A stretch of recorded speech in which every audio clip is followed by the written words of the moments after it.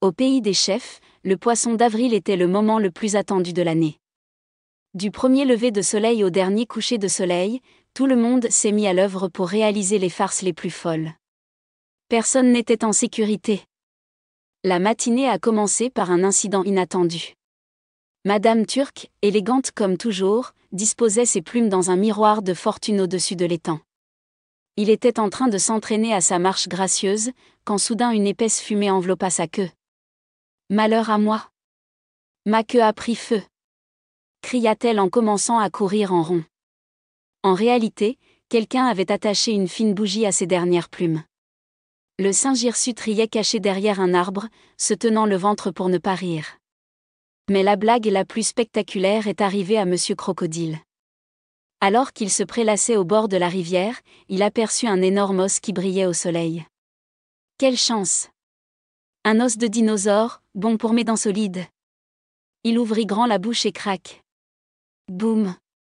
Au lieu d'un os, c'était un pétard bien camouflé.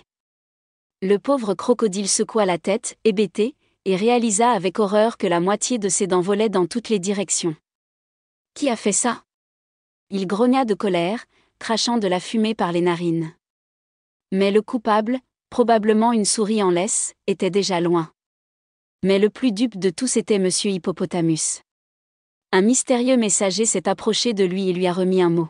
« Félicitations, Monsieur Hippo.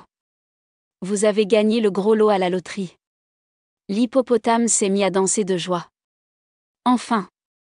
Je vais m'acheter un château sur le lac, une montagne de pastèques et une piscine de boue parfumée. » Les larmes de bonheur aux yeux, ils rassemblent leurs amis pour faire la fête.